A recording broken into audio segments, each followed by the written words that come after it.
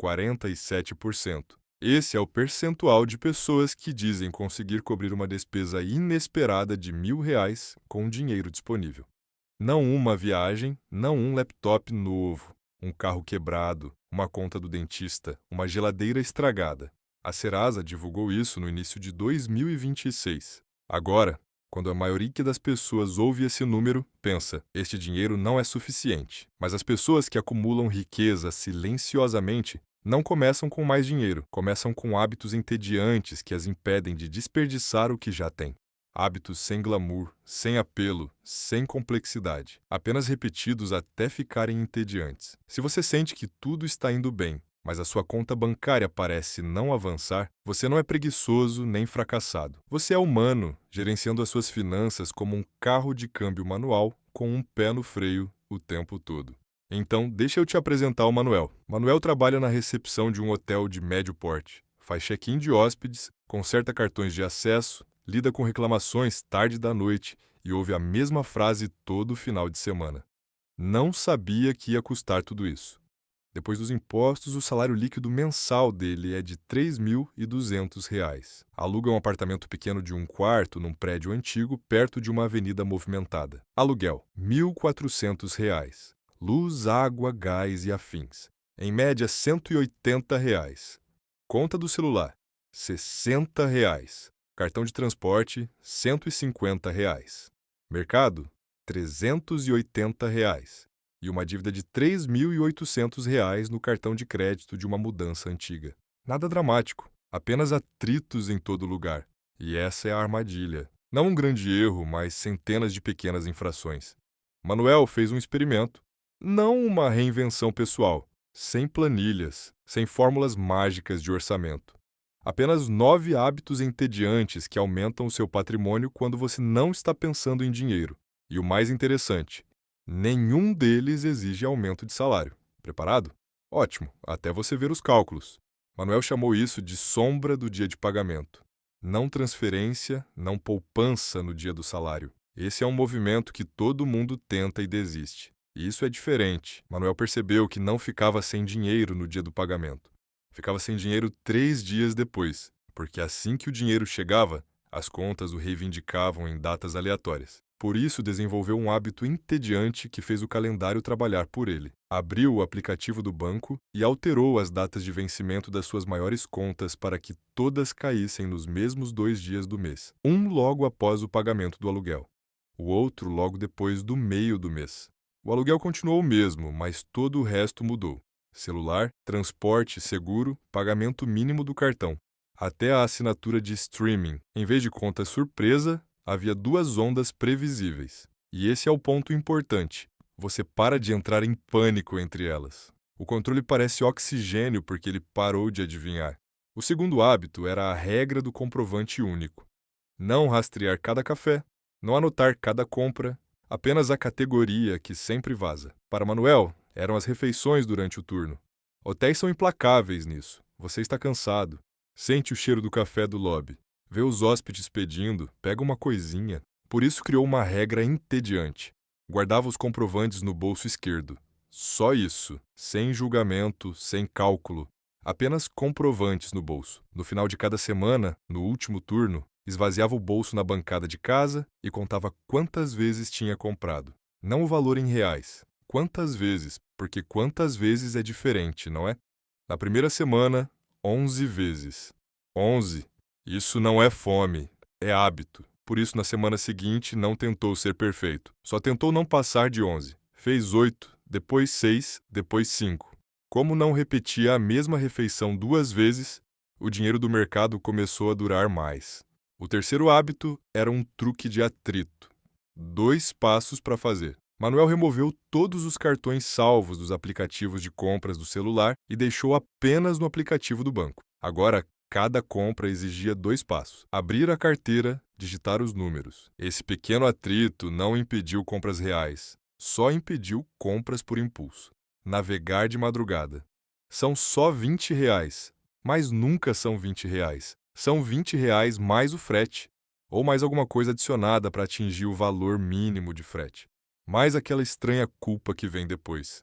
Esse hábito não transformou Manuel num monge, Tornou as compras impulsivas chatas.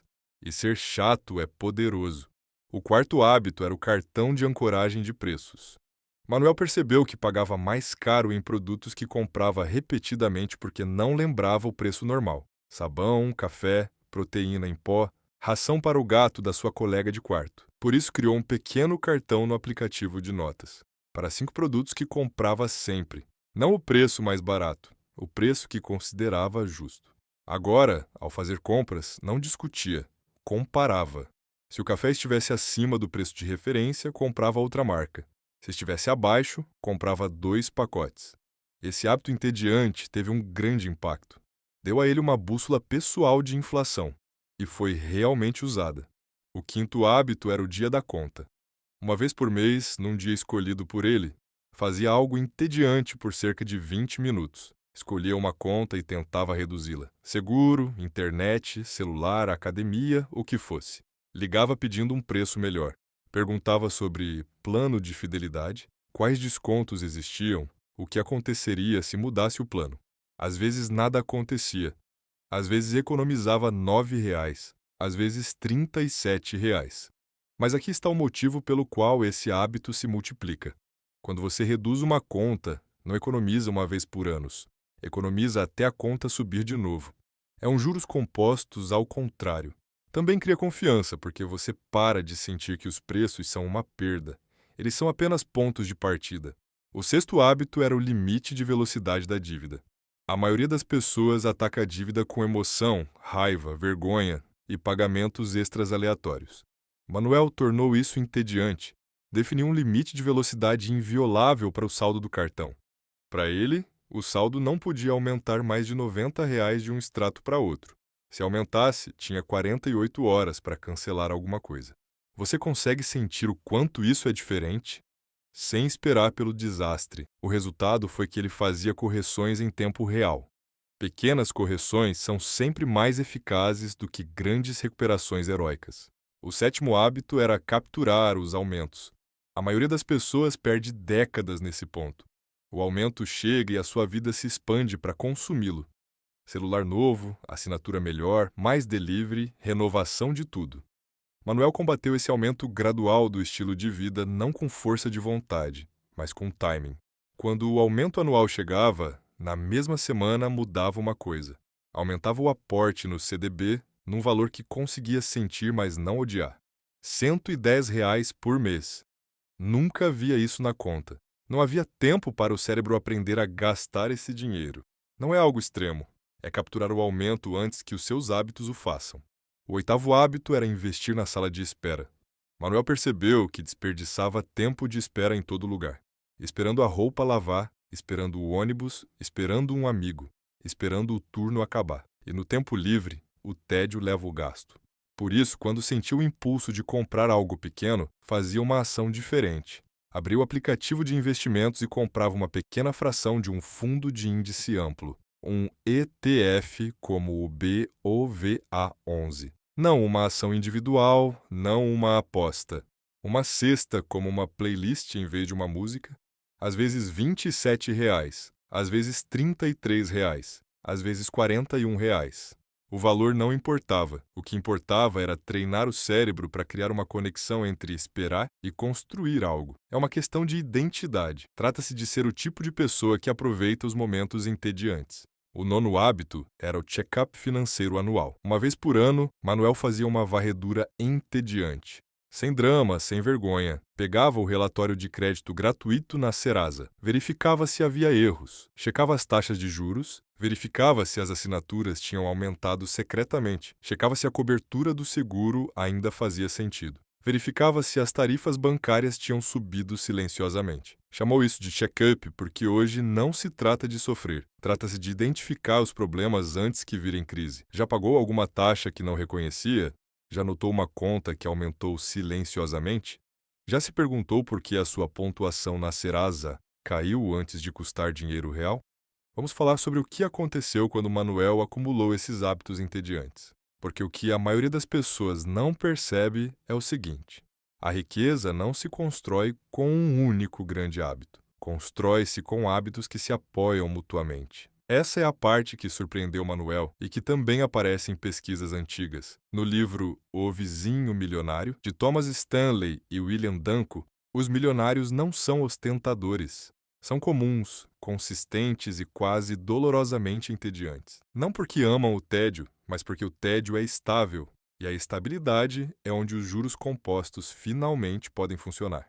Agora combine isso com dados perturbadores. A Serasa diz que apenas 47% das pessoas conseguem cobrir uma emergência de R$ 1.000 sem entrar em pânico. Isso significa que o verdadeiro problema não é falta de conhecimento sobre investimentos, é a fragilidade do fluxo de caixa e das reservas financeiras, mesmo quando a renda parece boa. Por isso, Manuel se concentrou primeiro num único objetivo: criar um espaço para respirar.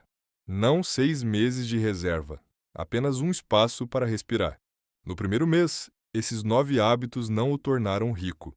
Tornaram-no mais calmo. Como as contas eram previsíveis, o medo de ficar no negativo desapareceu. Os gastos com alimentação diminuíram porque ele conseguia vê-los. As compras impulsivas diminuíram porque ficaram chatas. As contas começaram a cair porque ele as tratava uma a uma. E o saldo do cartão parou de crescer porque havia um limite de velocidade. No final do primeiro mês, tinha um excedente de R$ 190 que não desapareceu. Não porque planejou melhor o orçamento, mas porque os seus comportamentos padrão mudaram. No terceiro mês, o efeito ficou ainda mais evidente. Reduziu a tarifa do celular em R$ 17, cancelou um serviço de streaming que quase nunca usava, reduziu o prêmio do seguro em R$ 29. Praticamente parou de comprar comida durante o turno e economizou R$ 310. Não é mágica, é consistência entediante. O quarto mês chegou e é nesse mês que a maioria das pessoas é testada. Apareceu uma despesa inesperada. A bateria do carro estragou. A conta foi de R$ 290.